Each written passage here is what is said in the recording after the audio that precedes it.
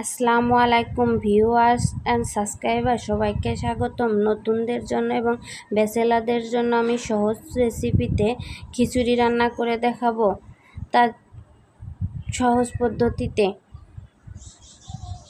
তার জন্য আমি হাফ কেজি পরিমাণ চাউল নিয়েছি, আর এখানে ডাল, মুসুরির ডাল অ্যাড করছি। আপনারা চাইলে মুগের ডালও নিতে পারেন। তার জন্য মুগের ডাল ভেজে গরম পানিতে 10 মিনিট ভিজিয়ে রাখতে হবে। এই যে আমি চালগুলা সুন্দর করে 2-3 বার ধুয়ে নিয়েছি। এবার দিয়ে দিচ্ছি পেঁয়াজ কুচি, মরিচ ফালি। এবার দিয়ে দিচ্ছি 1/3 কাপ পরিমাণ রসুন কুচি, দিয়ে জিরা দিয়ে দিলাম পরিমাণ মতো, একটা তেজপাতা ছিঁড়ে টুকরা টুকরা করে নিয়েছি, দিয়ে দিচ্ছি দারচিনি, এলাচের মুখ ফাটিয়ে লবঙ্গ, পরিমাণ মতো হলুদ, স্বাদ মতো লবণ দিয়ে সুন্দর করে এখানে আমি একটু মাখিয়ে নিব। এখানে আমি ভাতের চালটা ব্যবহার করেছি, আপনারা চাইলে চিনি গুঁড়া চালটাও ব্যবহার করতে পারেন। এবার দিয়ে দিচ্ছি তেল পরিমাণ মতো, আর আমি হাত দিয়ে মাখিয়ে নিয়েছি। আপনারা চাইলে খুন্তি দিয়ে নাড়াচাড়া করে এটাকে পানি দিয়ে রান্না করতে পারেন। এবার দিয়ে দিচ্ছি আমি পানি, এখানে 6 কাপ পরিমাণ পানি দিয়ে দিয়েছি।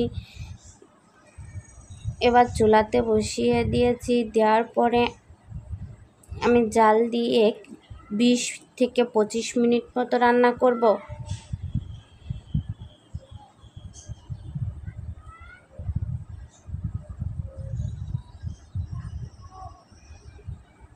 এই যে 20-25 মিনিট পর আমি আবার ফিরে আসলাম। আবার উলট পালট করে আমি একটু সুন্দর করে উলট পালট করে মিশিয়ে নিব। খিচুড়িটা মিশিয়ে নিয়ে আরও কিছুক্ষণ 10 মিনিট মিডিয়াম লো হিটে রান্না করব।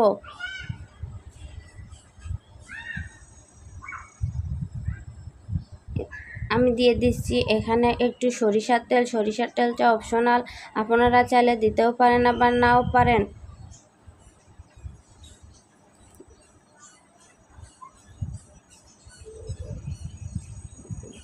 সরিষার তেলটা দিয়ে আমি ঢাকনা দিয়ে ঢেকে 10 মিনিট মতো লো হিটে রান্না করব।